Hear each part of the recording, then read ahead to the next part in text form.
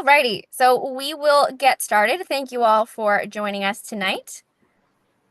So that poll, we have quite a few parents with us, a few students, families, some counselors. So thank you all for taking the time out of your very busy schedules to be here with us. We know that there's lots of other things you could be doing, so thank you for spending this time with us. Just some quick housekeeping before we dive in. If you have any comments or replies to questions that we will most definitely ask during this webinar, you can put them in the chat box, or you can answer the poll that we'll launch. Also, please don't use the raised hand feature. We won't be using that tonight. And if you have any questions, feel free to put them in the Q&A and we will get to those at the end. If you have the latest version of Zoom, you can turn on your closed captions and translations. We will also send out this recording, so if you want to revisit any part of it, check your inbox tomorrow. And with that, I will let our host introduce herself.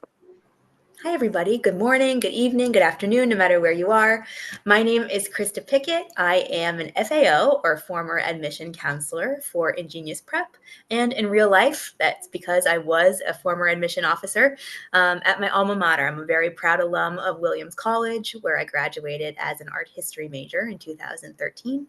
After I graduated, I did 2 years in the admission office, reading thousands of applications, traveling across the United States and internationally for our small liberal arts college. A liberal arts college is a little bit of a misunderstood name. It really just means that I was liberated. I was free to study everything across the curriculum, from the arts all the way through the sciences. Perfect to prepare me for what is the chaos sometimes of college admission. And so I read, traveled, thousands of applications, and helped to make decisions as part of the admission committee for a school that accepted fewer than 10% of students. So a really difficult, but also very humbling and exciting place to be. Since then, I've done all things college. So I've done test prep tutoring because I am a certified nerd. I have some classroom teaching experience, including in middle school. So I'm excited to revisit those days today. And I have been with Ingenious now. This is my 4th admission cycle. And I'm very proud of the results produced, everything from Ivy League through art schools, all universities that you've heard of, and really proud of the placements there. So really excited to share with you how that all gets started. And really, if you can believe it starts in middle school. So excited to share more soon. Awesome. Thank you, Krista. And I am Dorothy Manforti. I am the Marketing and Special Projects Manager with Ingenious. So before we get started, who are we? So our roadmap for success. So we are made up of our counseling team, who I'll introduce in just a second. We have our resources, such as academic research, entrepreneurship endeavors, summer programs, etc. Our curriculum, which is cutting edge, and we have a student management system that is totally unique to us that we have created and maintained called the Genie, and our results. So our counseling approach has led to stellar results. So our students are 7 times more likely to be admitted into top 10 universities. So those counselors that I mentioned first up would be our former admissions officers. So like Krista, these lovely folks come from top schools all across the country. Harvard, Yale, Duke, Brown, Dartmouth, just to name a few. And our former admissions officers work on a 2-on-1 team with our graduate coaches to create personalized admission strategies for our students. So these graduate coaches you see are graduates from these top universities. They know exactly what it takes to become students there because they have done it themselves.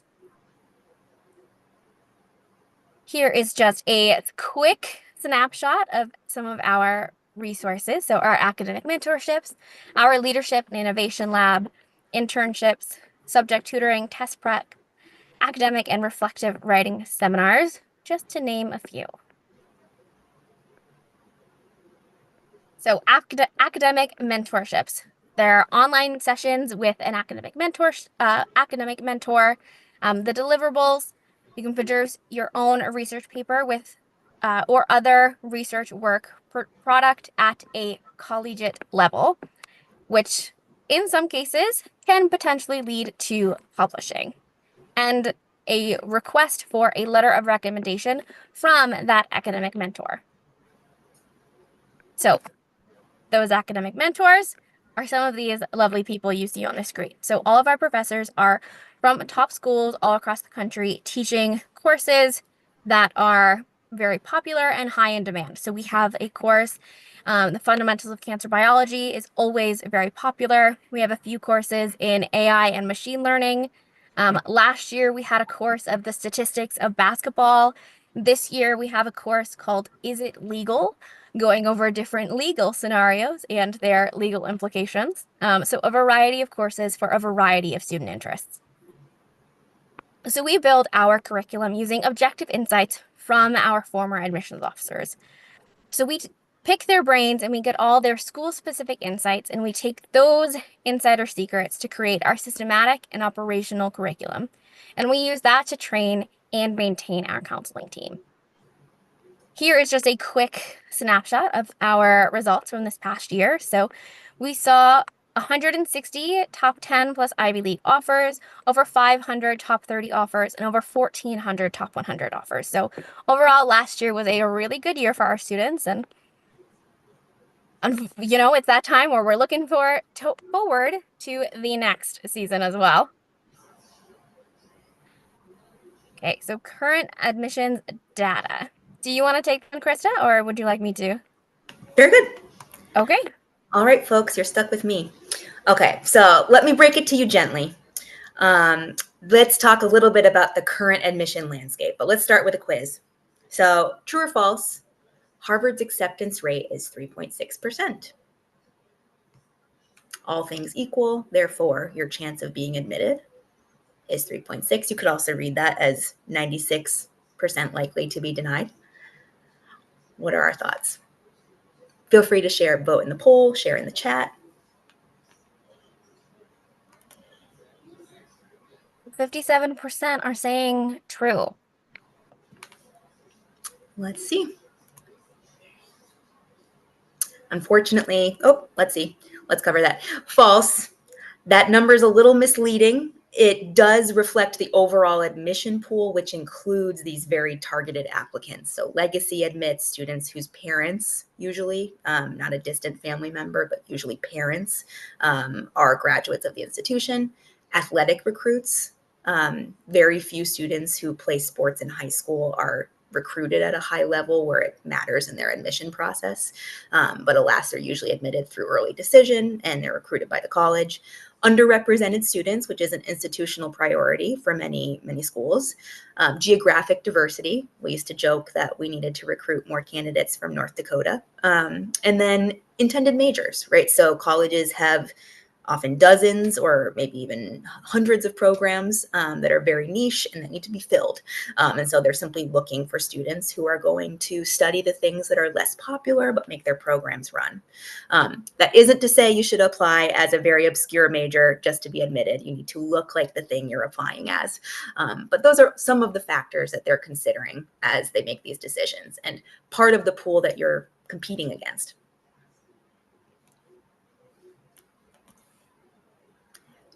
Let's see. Okay.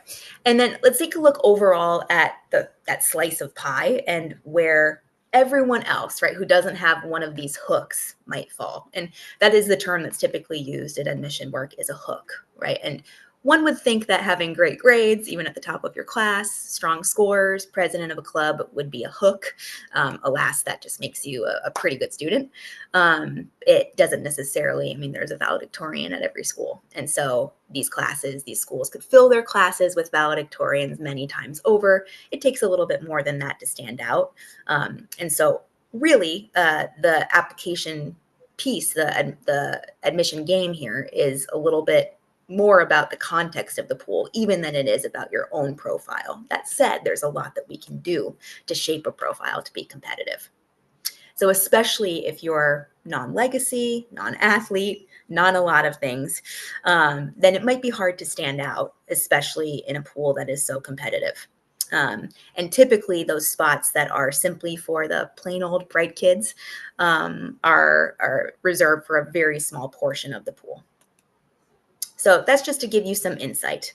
And You should know too that there are some schools, especially the larger public institutions in California. University of North Carolina comes to mind. It's written into their state charter that they need to accept a very high percentage of their applicants from inside the state.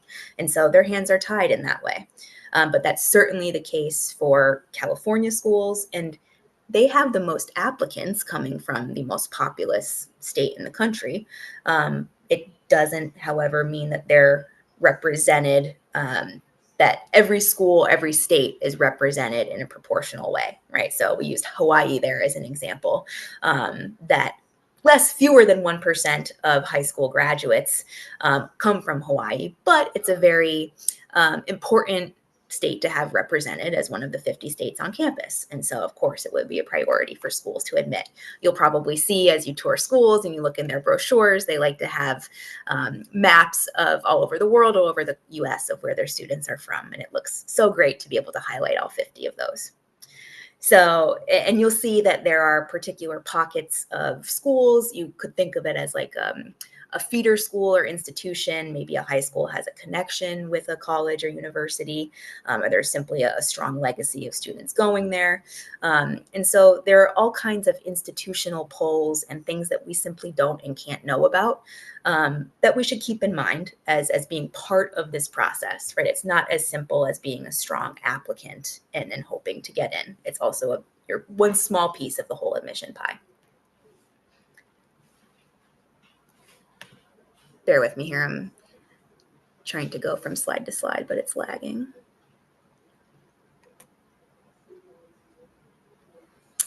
So, and this is for Harvard specifically, the geography of the class of 2027, so a recently admitted class. And you'll see there here that they're trying to reflect a diversity, but you'll see that there are certain parts of the country, and then if we extrapolated this to the broader globe, they're trying to go for representation, right? And so we often talk about fit and standing out among your school, among your demographic, among where you live regionally, and that very much is important, right? One of the first piles that an admission officer will sort applications into is based on geography, based on region. So this is the second point here. So in addition to where you live, where you go to school, it also matters what you intend to study to a certain extent. Admission officers are also very savvy, of course, that you can change your mind. There are some majors that are more competitive for admission, STEM, anything that smells like or gives a whiff of pre-med, biology, engineering, computer science, or those business are heavy hitter candidates. But it's very important that students are admitted to fill all of the majors across the curriculum. We can use my major, art history, something I hadn't really heard of or engaged with until I got to college, as an example, right? So students who stand out in fields like the classics, art history, religion, political science are often getting second looks because of this intended academic and geographic diversity. So, and the social sciences is a very broad umbrella. And so I encourage you, and especially in middle school, this would be a good time to start exploring that broad umbrella of the humanities and the social sciences, right? We don't have to think of it as just English and history, right? There are many other subfields with, of course, an importance and emphasis placed on critical thinking, communication, but that students might find interesting and could be compelling for admission offices too. So, and of course, most of the schools that we're talking about, we're thinking about the most selective schools in the country, often private. The public schools also are seeing similar trends, especially the selective ones like the University of California schools, as mentioned. UCLA has this past year an 8.6 acceptance rate, and the history majors were quite popular, right? It is a growing field and one that needs to be furnished at the school. So something that they need applicants for, and they're eager to ensure that they have those distinctive students. So, and then of course, the rates for admission to schools like engineering, business, and so on will be even more selective than those schools. So you can stand out by having a competitive or a distinctive application persona, we call it, or a subfield of interest. And it's also important to keep in mind that you're part of a much bigger pool, all competing for very similar things. And so keep that in mind, even now that we've used the language here that a lot of the college admission race is run even by the time you apply, depending on the type of preparation you have, whether colleges will feel that you are prepared to succeed in their curriculum, whether they've filled their limited spots with the legacies, the athletes, the people who are buying buildings and making great donations, underrepresented students, and students from places that need to be represented. And so at the end of the day, there are very few spots remaining. And so that's some perspective and just some motivation for why we get into candidacy building work in the first place, why it's important to explore our interests and find a layered, what we call application persona that helps us to express where we've been in middle and high school, and then where we plan to go with a degree that is conferred by the institution we're applying to. Okay, as a reminder, please pop questions into the chat. We're happy to answer them, make note of them so we can do that at the end. I know we're giving a lot of information at once. So let me give you even more and tell you more about how applications are processed. This is kind of a whirlwind evaluation process I learned quickly. And so once you submit your application, right, it's done, it's off, it's sent to be evaluated digitally by many, many hands. And of course, that's gathering some of the information together and then read by one first reader, usually assigned to your particular geographic territory. And often they're looking for threshold grades and scores. So we often say that you want to impress that first reader because they will take notes on your file and likely later advocate or not for you in the admission process when it makes it to committee. But please let this be known and very clear that in order to be admitted, one must meet those threshold grades and scores that vary by school. And so candidacy building and your essays and extracurriculars are one piece of this application. However, at the very heart of that application are your grades and scores. They need to know that you're going to do well in the classes at the end of the day. So you'll have a first reader, usually a second reader, and then from there, hopefully, you'll make it into admission committee. And that is where alums and fellow admission nerds will vote on your fate, and in a process that for the first reader probably takes about 10 to 12 minutes, and then to go through committee can be as brief as 2 to 5. And that's how it all works. And then you get your admission decision. Some of it seems to make sense on paper, others don't. And so let me just reassure you that every school has its own priorities, its own needs for that year. Right? Sometimes you just need an oboist, or somebody who is going to study this very niche thing, and that's kind of how the process rolls. So again, if you don't make an impression on that admission officer who initially reads your file, it's going to be tough to gain and keep momentum from there. And likely, unless there's another really strong hook pulling you in, you won't be admitted. So let's see if you're paying attention. In the last 10 years, the number of applications from Columbia University in New York City has doubled. True or false?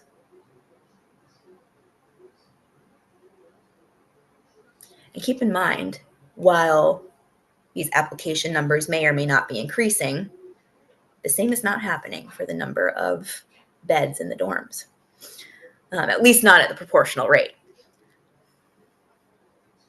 83% of our audience believes that is true. Okay. Dun, dun, dun. I won't sing again, I promise. I'm really keeping the suspense. Okay, there it is. Actually, yeah, the news is even worse than we thought. It's actually tripled. And there are many reasons for that. Not only is Columbia great, of course, but it makes it easier via the Common App to apply to more schools. You can apply to up to 20 on the Common application. It's a more globally connected world. They're getting applicants from all over the globe. And so, of course, those application numbers have increased. And of course, with marketing efforts to reach out to students who perhaps have never heard of Columbia or wouldn't have considered applying in the past, it's inevitable that these applications will rise. And that number looks about right to me. I think that's probably about what I read per year as a first reader, about 2,000 applications. And so picture it, right? When you're putting together the application, you might be that reader's 20th file of the day. And so again, that is always your goal, to communicate your story and your growth in a way that is compelling to the real person behind your file, in the context of the overall pool, right? Which is bound to be competitive. So again, imagine you're about 12 to 13 pages, maybe more if you're applying to a school that has a ton of supplemental essays. But you could, for the UCs, you could stack that up, and all of the applications that are submitted in a given year would reach the height of one of those giant redwood trees. And you're those 13 pages somewhere in the middle. And so it's up to you to make the most of them, and to communicate not only those good grades, because as impressive and exciting as those are, they aren't going to be the thing that stands out in your application. It's humbling how many strong scores and great GPAs come through. But what does stand out is a person who knows themselves, is self-aware, has developed soft skills and leadership skills that will elevate the work that they're even doing in the classroom. So you're going to be compared to applicants not only from your school, but from your region. In order for you to stand out, you need to find a way to make a difference as a leader and make that first reader advocate for you. So why are we talking about middle school when you don't even submit your applications until grade 12? Let's start with the brain. Middle school is a developmental sweet spot. So typically it's those years 6th, 7th, and 8th grade. In between lower school and upper school, we think of as high school, 9th through 12th. During that time, the prefrontal cortex is undergoing major growth. You're improving, hopefully, in your planning skills, your self-control, critical thinking, problem solving. At the same time, your synaptic pruning and myelination make the brain more efficient, hopefully, with strong scaffolding. And the phrase we like to use is either use it or lose it, right? Habits now become the foundation, hopefully, for a strong high school experience. And research shows actually that by age 13, most students already have a strong sense and a mindset that can shape how they perform academically throughout the rest of their school years. So, and you'll see that there's a lot of research here that backs that this is the time when students and parents should be investing in setting up habits that will establish success later in life, right? So we think of stress and we think of pulling our hair out or gray hair. Stress isn't always a bad thing. It gets a bad rap, right? It's important to help our students to grow with a little bit of a push, and allow them to figure it out, right? That's where we often learn best, by failing in a safe way and then seeking independence and growth from there. Right. I could speak to that as a classroom teacher. I could lecture all day to my students about building a budget for a fictional road trip, or a grammar rule. But until I had them try it themselves, fail, explain to me why it was wrong, what they could have learned, teach a friend, right, it wasn't going to be as valuable as a skill. So, and there's real biology behind this, right? Again, liberal arts graduate, not a psych major, but I can talk about this a little bit, right? Their amygdala is what's maturing. Our brains are fully developed later in life. Spoiler. But emotional regulation is really starting to cinch at this period of time. And so it's important for us as mentors, counselors, parents, teachers, in order to be supportive and to provide a safe challenge for our students, versus what is often the very well-intended mode of overprotection. Okay, let's see if you were actually just listening to me in the last couple of moments there. Is the brain fully developed by lucky age 13?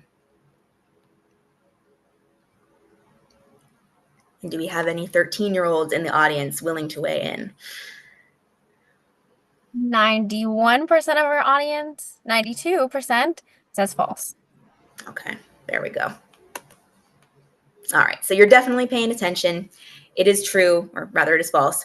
It's true the brain takes longer to develop than into age 13, which is approximately 7th grade. So it really takes into the mid-20s, and which is beyond college even. And so that's important to point out in a conversation that we actually had often around the table was the hope that students were going to be willing to try new things, to grow, to admit defeat, and learn from it in college, because we were very aware that we were not admitting people who had learned everything they were ever going to learn, right? It's an admission officer's goal to spot people who are willing to learn and to grow, right? They don't feel fully formed yet.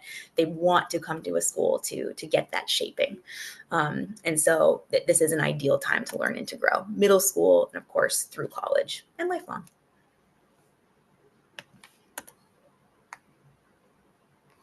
Okay. And so I do have some hard data to kind of deliver here. It's the middle school slump, or kind of that rough period of transition, is more than a myth, right? It's something that has been proven.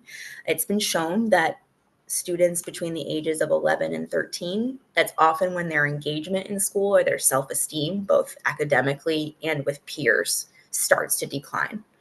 Of course, every student is different. Every anecdote or situation is different.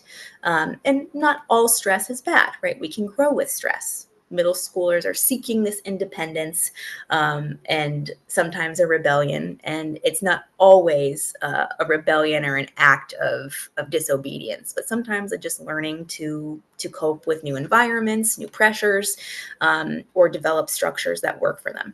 So, and all the while, the brain is still scrambling to catch up. And they're also beginning to maybe compare themselves to peers. In my conversations with my students, they'll often share that middle school, maybe grade 7 or 8, is about the time when they started to see differences between themselves and their peers. Academically, in terms of the sort of the courses that they were allowed to take, if they were on advanced tracks or honors classes, right? That's sort of where we start to separate students by achievement or ability. And of course, that can have a lasting impact on how students feel about themselves. So with scaffolding, which is the process of helping students to feel supported, right? Not leaving such a broad gap between the goal and where they are, but instead a small gap that you can help them bridge with a life raft to help them up. That tends to be the most supportive and effective dynamic during this time, right? So without scaffolding, students risk disengaging, but with support, they often rise to the challenge. Oh, excuse me. And so it's important to be mindful of this early in middle school, right? So there's a term called executive functioning, which, as a tutor myself, worked with hundreds of students on the SAT, the ACT, math, reading, writing, you name it. And often what parents are really coming to me for isn't so much subject help, help learning the formula or the grammar rule, but instead it's an ability to be able to formulate the tasks, prioritize them, stay engaged, stay motivated, respond to setbacks. And those are all skills that are thrust upon students more independently in middle school. And they're the skills that allow them a little later in life, a couple of years later in high school, to begin taking initiative and develop leadership positions and eventually be accepted into top tier universities. So we really just want to emphasize that these skills don't start in grade 11 by forming a club, right? Or with an essay, right? They begin earlier to lay the foundation for some really excellent efforts later on. So again, between 5th and 8th grade is when that engagement drops, usually by about half. The data shows that students will be as about 74% engaged, and then it drops to 33% between those 3 years. So think of the middle schoolers, or maybe yourself. You can reflect back to that time.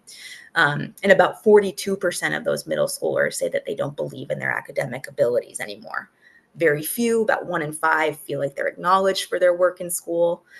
All the while, right, they're supposed to be building these resilience and grit tools to help them later on. So it's a tricky time, but one that certainly, with mentorship and the right guidance, they'll certainly rebound from and come out stronger.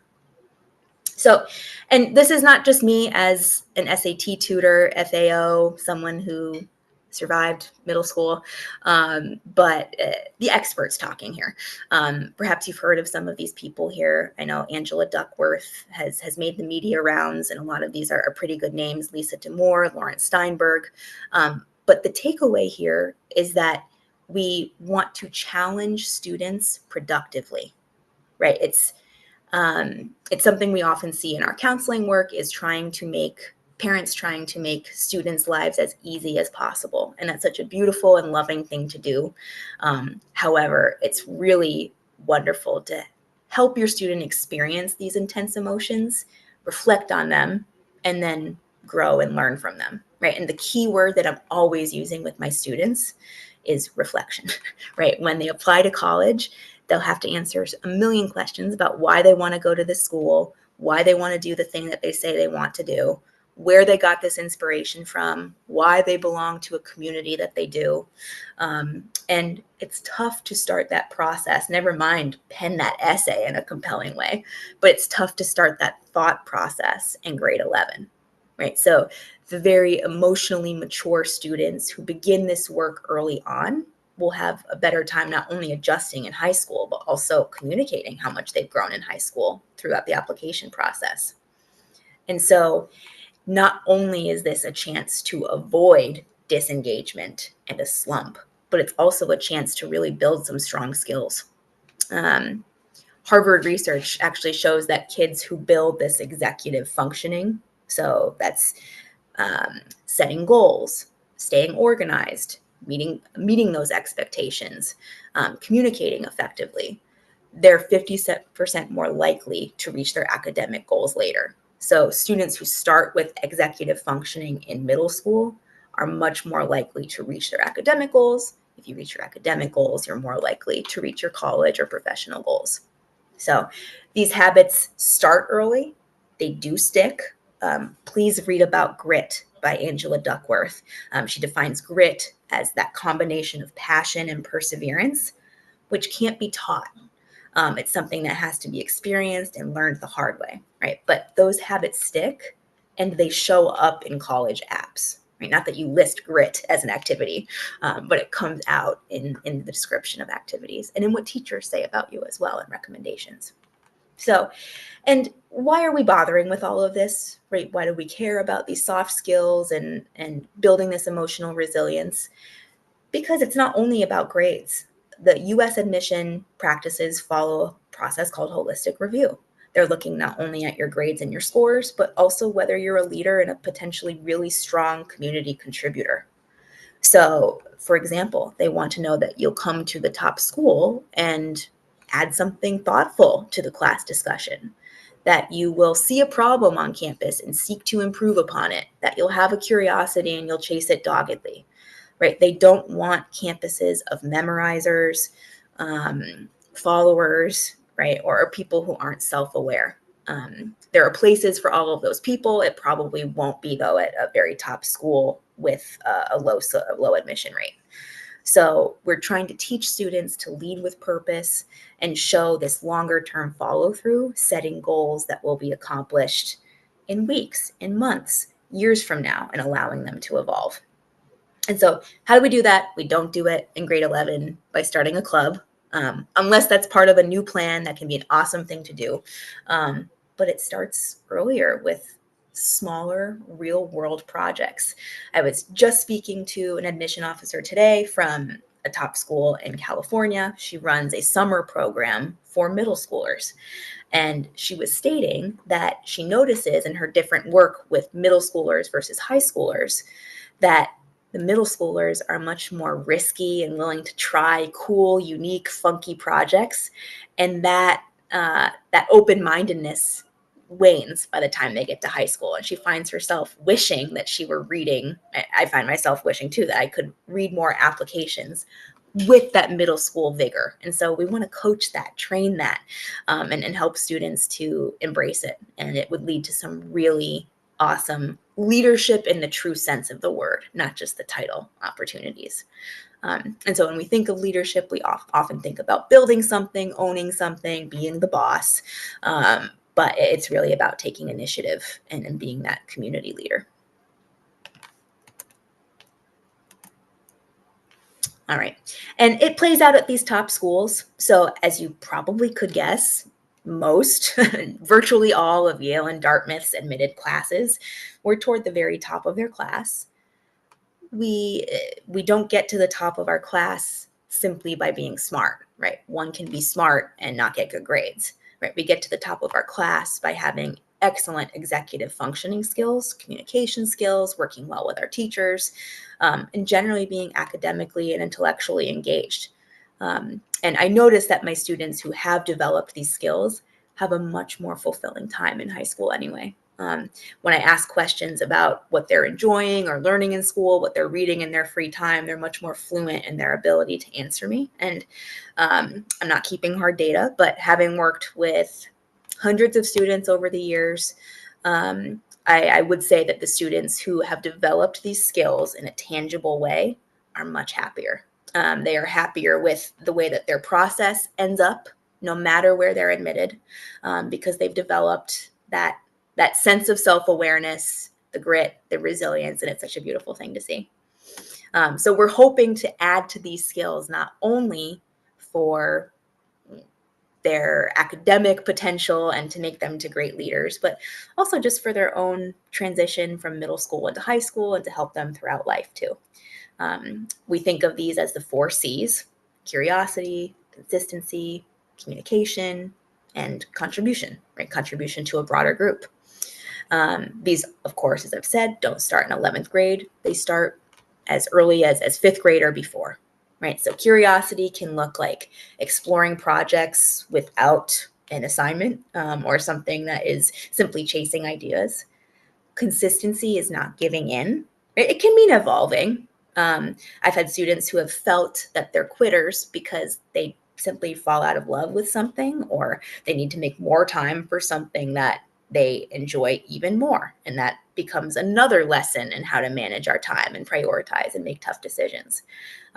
It's also a lesson in communication, right? How to articulate our thoughts, what we're enjoying, how we see things blending together, or of course, in the case of counseling for college, how we see an activity building into the potential application, right? So it's important to think, maybe not as a student in middle school, but as a student later in high school, about how each of these skills would translate eventually into your activities or into a college application too, right? These are what an admission officer is looking for.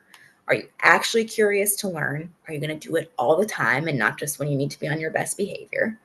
Will you engage, right, and communicate in a way that is effective and interesting?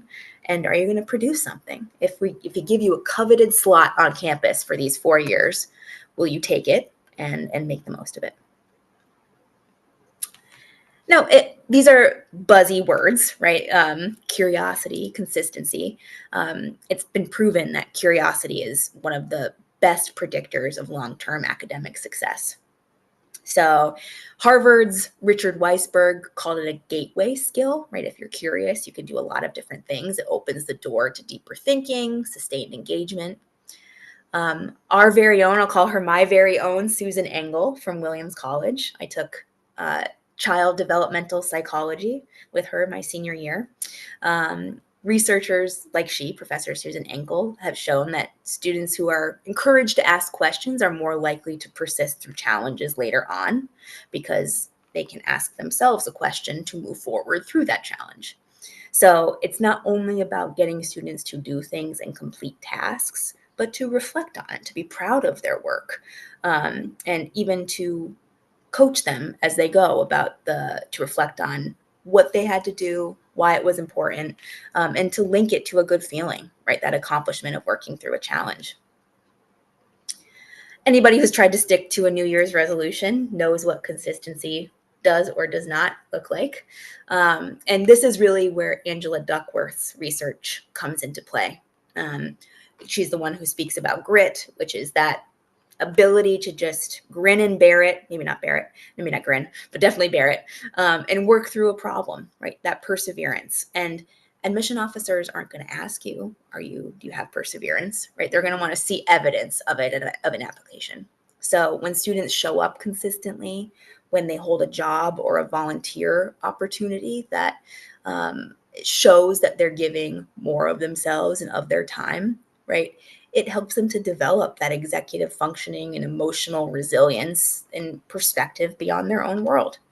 Um, Barry Zimmerman was a researcher who confirmed that learners who self-regulate, those who are able to control their own emotions and their abilities, tend to outperform peers, not because they're more inherently brilliant, but because they have those support systems or those skills already established to get them through the difficult times, the cramming or not, if you're planning well ahead for your first finals period in high school or middle school. So our goal in middle school is to teach not just ideas, but follow through, right? It's one thing to join a club or to have a great idea, but to work through all of the steps to make it happen, right? And as somebody who works with students, of course, on a regular basis, brainstorms projects that will make a community impact, and works with students from week to week to get from A to Z, I can attest to the fact that making a great project happen has many in between steps that first time doers don't often think about, right? Like making a speech or recruiting people to help you, filling out paperwork. Those things aren't always fun. And so we eventually learn, or we don't, how to do those things. And we hope to instill those skills in students earlier so that they can gain that momentum and use it for the rest of their lives. Speaking of communication, I'm doing a lot of that tonight. We want students to communicate well and develop their academic identity, because they'll have to explain to admission officers, to employers, to people in their lives what their goals are, right? And advocate for themselves. And in middle school, when students feel understood, they feel they can express themselves, they feel more like they belong in the academic space, right? And so often I'll hear students who, one of the first things they say to me is, "Oh, I'm not a math person," or "Oh, I'm not a good writer." And I can't help but think that if students had been encouraged to develop those kind of active skills to ask questions, to figure out what they need in order to learn better, and then to communicate effectively back to them with feedback, and to develop those reflection skills, that would be something that maybe we wouldn't hear as much of, a little bit more self-confidence in the classroom and feeling like they belong and are able to communicate when they don't. And lastly, so the last C, last but not least, is a contribution. So students, people feel better when they're contributing something. It's one thing to get, to know stuff, but it's another to actually leave something better than you found it. And so researchers have shown through the self-determination theory that motivation increases when students feel a sense of autonomy, purpose, and community. So developing not only that social emotional learning, but a tie to community, which is a question that they're often asked about in their college application. A student who is intrinsically motivated to give back, to collaborate, to care, right, to show curiosity when there is a concern. And it's been proven that people who volunteer or who give back, who seek to contribute, not only help that given situation, but also feel better themselves. So again, leadership in middle school isn't about being president of a club. That's great too, but it's about learning to raise your hand, offer help, speak up when you have an idea, follow through on a commitment. And these moments build the muscle memory for future endeavors in high school. So those small but meaningful opportunities to lead, whether it's taking on more independence and then to reflect on that growth and the importance of it, can really make an impact, especially at this point.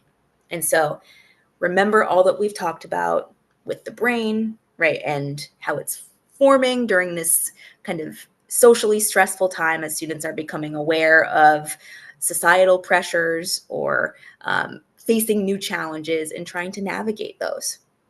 So this is what some safe challenges and ways to scaffold and present learning opportunities for students might look like when we get to the high school level. So here we are in middle school, right? It might look a little bit smaller, right? Asking a teacher, speaking up, propose or getting forming relationships with teachers in the first place. It can be scary to speak to adults who have a sense of power over you with your grade or with discipline. It can look like joining clubs, speaking up, receiving and giving thoughtful feedback, right? So it does not need to be a formal leadership position in middle school. In high school is where it often actualizes. And by the way, it's not too late to start this in high school too, right? 9th and 10th grade can be great opportunities for interest exploration, skill building. But by high school, we're hoping that students are doing something along this level, right? Leading a club, mentoring others, right? And they can still be mentored too. But now they're taking what they've learned and they're running with it and having an impact. So let us show you a little bit a tale of two students, middle and high school leadership. So notice here we have student A with a 6th grade start, the lighter blue, and then student B with a 10th grade start. And the confidence is what we're measuring here. Luckily, right, you'll see a positive trend for both students. That's great. That's what we want. I would love for all students to be in the student A bucket, and it probably just takes a few tweaks depending on the student, right? And who knows our students best? Parents, counselors, teachers. It takes a village, as they say. But that scaffolding self-determination theory has been proven to be especially effective for middle schoolers and when coached by these caring mentors with the soft skills in mind versus the results. Okay, so, and we hear this word a lot, right? What is leadership, and why is it even important? The leadership is kind of the capstone project, right? If you're a leader, it's because you've often, not always, it's often because you have developed these tremendous skills that have earned your way there, right? You are somebody who probably people respect, who they trust, who is able to stay organized, focused, is dependable, right? And that's not something that you can snap into overnight. Ask anybody who has parented or tutored anybody under the age of 26. And so this is also a forward paying endeavor, right? Leadership not only helps others, but it rewards the brain center. It activates the reward center in the brain, right? So it's a self-rewarding process. Not only does it inspire and help others, but it also builds skills within us. Let's hear from you a little bit, and please feel free to send this in the chat. Feel free to reflect on this independently, but we're curious to know what qualities you think define a great middle school leader.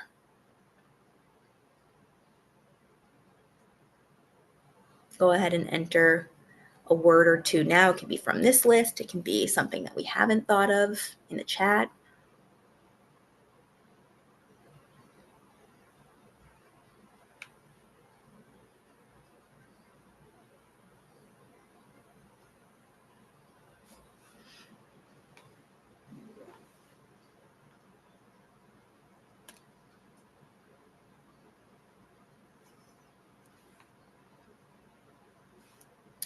The answer is all of these things. Yeah, passion. Absolutely. Right, but confidence, a certain and humble, I would add too. Empathy, a care and concern for others. Initiative, not being told to do things, but doing them of one's own volition.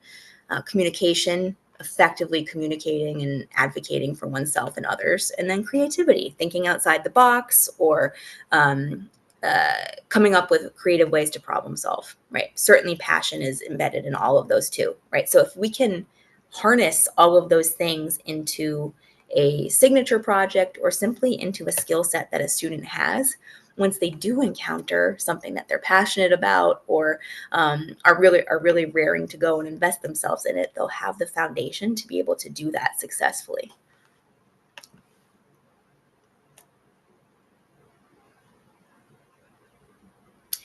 That's exactly too what the Young Leaders Program through Ingenious seeks to do, right? So we are realizing that for 11th graders to begin thinking about these skills and how they've executed them throughout high school is a little late. It's important to start building that sooner, and not through, classes or something that's a little bit like a class that they might have in school, but something that's demonstrable and shows this scaffolding. The Ingenious Young Leaders Pathway is, think of it like mentorship with a purpose. It's not summer camp. It's where students engage in project-based sessions led by former admission officers, FAOs like myself, and expert coaches, to work on real leadership, talking about what social impact is, what it looks like, how they might have it in their school or community, storytelling. That's a common type of writing and communication that is not addressed in schools, and reflection, right? So not analyzing or repeating information, but coming up with new and thoughtful reflections on something. So the goal of the Young Leaders Pathway is to not only help students build those skills, but make them very aware of how they can be employed and momentum can be gained from them. And the hope too is that they'll gain that confidence and leverage it into something even greater. So, and this is something that we've had a lot of success with, right? Ingenious students are up to 10 times more likely to be accepted into top 20 schools. The results speak for themselves. We're very proud of them. MIT is a school where traditionally we do much better than the general applicant pool. Harvard, our students 14.5% versus a 3.4% acceptance rate. And so, of course, we like to think that our students are uniquely brilliant, but it must also be because they're starting early, they're building their confidence, and they know how to communicate this application persona, right? Who they are and who they want the admission officer to know them as in an effective way. Remember, the admission officer is only taking about 10 minutes to read the whole application. So please meet Rohan. He joined the Leadership and Innovation Lab, or what we call LIL, and launched a community project based on the environment. And that's definitely an important initiative and area of campus life for a lot of schools, right? They're very invested in being eco-friendly, admitting students who are interested in that priority too. And the goal of LIL is not just to build skills. They talk about networking, planning events, but to build that confidence, public speaking ability. It's not just for class presentations, and a sense of taking initiative. When things unexpectedly go wrong, will Rohan be there to step up without being asked to, right? And to come up with a resourceful solution. That's what we try to train students to do. And what he said was the program teaches useful leadership skills and provides a lot of support during the implementation process. So that the support that he's talking about, he didn't use the word scaffolding, but that's exactly what that is, right? Taking an idea that we know Rohan is capable of, and it'll take him from A to Z to get there, but we know he can get from A to B and B to C with a little bit of help, right? And that's what we're teaching students to do with guidance, and then they'll be able to do it on their own. What are we not aiming to do in the Young Leaders program? It's a program of many talents and skills, but there is one here that doesn't stand out to me. We do offer expertise in coding and academic mentorships, but that is not what you'll find here. Okay, I'm seeing a couple of other, it's a valuable skill, but we're focused on developing those what we call soft skills or transferable skills that will apply across academic disciplines. So you could certainly use your leadership skills to do something in coding that would be even more impactful and socially effective, hopefully with those leadership skills too. So, and the families are pleased with the results as well. Most students are seeing a higher rate of self-confidence. They feel better, they're completing their projects, and they're gaining momentum and taking more from there. They're, what we've gathered, 3 times more likely to pursue leadership roles in high school. And so you can hear from Isabella herself, who got into Cornell. She swears she couldn't have done it without Ingenious. We believed in her the whole time. And she is acutely aware of the fact that building her candidacy was a process, right? It wasn't something that she woke up to in grade 12 and was like, oh, I've done some activities, let me put them on an app, right? This was something that was very thoughtful, intentional, and evolved over time, right? I've known a number of students, coach them from 7th grade all the way through. I had a master's student actually the other day graduate, and it's rewarding to see the plan change and to see students roll with it, as parents, as teachers, as mentors.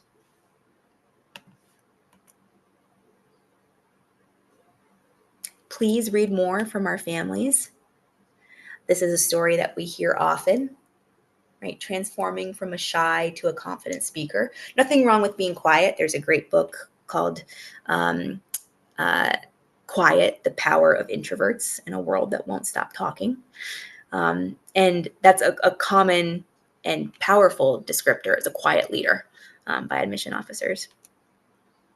And we love to hear that last part there, that at the end of the day, the student was accepted into his dream university. And I bet too that student had the skills to reflect on why exactly it was his dream university, and what he will confidently bring to the table. So, and I know I've given you a lot of information, some citations even to check out information about the brain, about motivation, self-determination theory. This would be probably the page to take a screenshot of, and the names that are really making an impact in this field. So, and there are a lot of great podcasts. I know Duckworth has been featured on a number of prominent media broadcasts. But in summary, our young leaders aren't just learning leadership as a buzzword, but they're taught to put it into practice, right? The best way to learn something is to do it and to reflect on what could have been done better, and to do so with mentors who have a positive regard of you, who believe in you, and are helping to combine a couple of your interests into a project that will give you confidence and help you to tell a story and make an impact. And in that way, even though it is very much an art, it's also a science, this leadership development skill. And so we have a goal in mind that we're willing to change and evolve with the students' growth too. Please feel free to share some of your thoughts on this in the chat. This is probably something we could spend hours talking about, but what do you want your child to feel when they lead? Right? What ultimately are you hoping? And often what I hear from parents is, I just want my child to be happy. And these skills are certainly a piece of a puzzle that is crucial to not only their academic success, but growing as leaders too. And so we have a variety of formats for you to pursue. There's 12-month or 24-month programs available. And of course, our coaching for candidacy building is year-round and all the time. You should check out our website, blogs, for more testimonials too. Here's one from a student who graduated in Wharton after working with us for a number of years. And what's fun is getting to know a student not only from middle school, but talking to them about potential career options, or, like I said, seeing that evolution process, especially if the student is brave enough to change their mind a little bit, and be honest with some of that self-reflection about where their priorities and interests really lie. And trust in their counseling team too, to guide them to new opportunities. All right, here we go. This is your final quiz.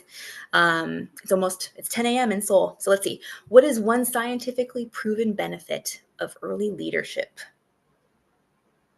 We have reduces screen time, improves academic performance, lowers sugar intake, or increases height.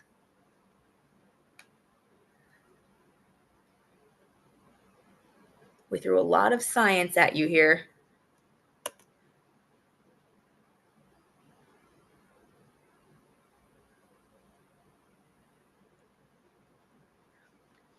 Yeah. Although I think that some of the others are definitely, I don't know about the height. Maybe you'll stand taller with your increased self-confidence. But I'm sure you'll probably, be off the phone.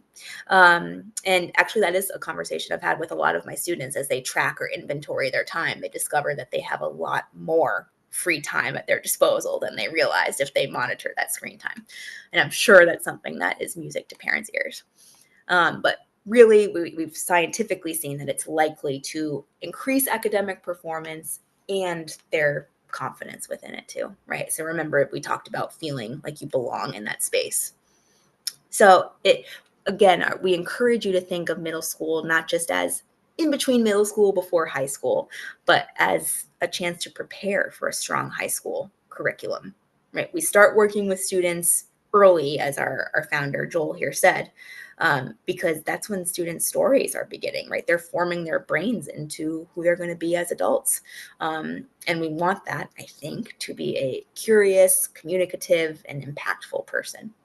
And the question isn't, right, what are they leading? What are they doing? What's on their resume? But how are we nurturing that potential? And the number of times when I was in the committee room at Williams and we would look at a strong student who caught our eye for whatever reason, often some kind of intrinsic thing that they'd written that had given us the right feeling of that they belonged there. And we were concerned more about their potential once they landed on campus, that this was really going to be the right fit for them, right? So this is, and admission officers are looking not only for what you've done, but the promise of what you might do. So let me turn it back over to my friend Dorothy, and she can discuss some of the results that we're very proud of. And please brainstorm some of your questions, add those to the chat, and we'll take a look at those soon. Yes, thank you so much, Krista. There was definitely a lot of information in there, everyone. So keep your eyes peeled on your inbox. We will send out this recording tomorrow. And Krista, if you want, we have a few questions in the chat if you want to. We don't have too much time for all of them, but if there are a few that really catch your eye, just let me know. Sure. Okay. Yes, we will be sharing the recording tomorrow. This process is for all schools, IB as well as top 20. Yeah. So everything said tonight was mostly with the most selective schools in mind, because if you're a good fit or an admissible fit for those schools, you're likely to fit a variety of places. For students applying from boarding school, there's a question about separating by region. It might vary by the school, but most schools will read by citizenship. But they'll keep the location for where the student is going to high school in mind. And bringing an international, or I bet students who've moved around a couple of different places, perspective is an interesting angle to bring too. Before we jump into some other questions, here are our programs. So candidacy building, so a little later in the process than middle school. So strategizing early to build your profile 2-on-1 with a former admissions officer and a graduate coach, academic mentorships, conducting individualized mentorship with a professor, researcher, or scholar. Our leadership and innovation lab, so students will launch a business, organization, or a platform with an entrepreneurship expert. Or our Young Leaders program, which we've talked about extensively tonight. So you probably know what I'm going to say already, but building the ideal high school student with one-on-one guidance focused on academic growth, leadership, long-term success starting in middle school. Our competition prep, which is also new for this year. Test prep, subject tutoring, and application counseling for when your students are ready to write their applications a little bit farther down the line. So if you have any questions about our programs or how we can help your student and get them into that dream school and make them the ideal high school student, you can hit yes to the poll that I just launched. Your consultation will be about a 30-minute call where we learn all about you and your student, what they're interested in, if they know what they want to study. Of course, answer any questions you have, let you know all about us, and then we'll come together and create the best plan we can on how we can get you and get that student into their dream school. All right, now into some more questions. Great. Let's see. We have a question about rigor and whether it is important to take every AP class offered. Judge based on your student. So this question has pointed out the 4 academic core subjects. I'd add 5. It's English, math, history, science, and a foreign language. You do not have to take every AP class offered. You should take the ones that make sense and the most rigorous curriculum that is doable for the student. what you're planning to major in also makes a difference too. So take, of course, more APs within the field that you would like to pursue. That said, all students need to be able to read and write at a high level. So it's important to have a humanities AP or show a strength there, and to calculate at a high level. So Columbia is looking for lit majors who took calculus. So it's important to be curious at a high level across the board, but not to break your back taking AP classes, right? Sometimes instead of an additional AP, it's more worthwhile to do some volunteering that touches on that subject, right? So instead of AP environmental science, doing something that is volunteer work, or actionable in that arena, if it's genuine, of course. So a smattering, a healthy amount, rely on your school counselor or your Ingenious counselor to help pick the right ones. Let's see. And then a question about whether extracurriculars should be toward intended major. Not in middle school. In middle school, it's a free for all. We should pursue the things that are interesting to us. We should try things that maybe we'd never thought of before. Some things introduced to us by others, some things that we find on our own. And then lean into our passions, of course. But I wouldn't worry too much about a major in middle school. By high school, and I would say later high school, you should be starting to tailor your new commitments to what you think you want to do. You can, of course, hang on to things that you've been doing and that bring you fulfillment. But the same asker had a question about what if the student is interested in both sports and computer science, for example. And so maybe the student might want to major in computer science, but is interested in sports. Certainly a dynamic person, that is more than allowed, but there's also ways to combine those things. I had a student combine fencing and neuroscience and write about and research the brains of fencers and their reaction times. That isn't to say you need to combine all of your things into a signature project, but that might be what curious and community contributors do.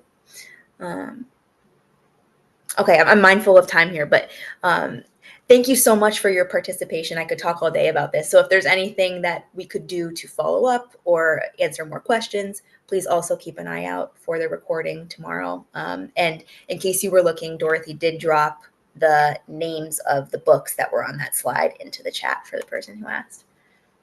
Yes, and if we didn't get to your question tonight, feel free to keep them in mind for your consultation, or you can shoot me an email. I'm sure you've gotten plenty of emails from me, so you can just reply back to any one of those, and we will do our best to get an answer to your question. And hopefully we can see you next week. We have a webinar where we are asking some of our academic mentors from um, uh, UCLA and Stanford, I believe, real professors teaching currently, and we are talking with them about why research is so important on a college application and the role that it plays. So hopefully we can see you for that one too. So thank you all for joining us, and hopefully we can see you next time. Thank you again, Krista. Thank you. Cheers to the young leaders.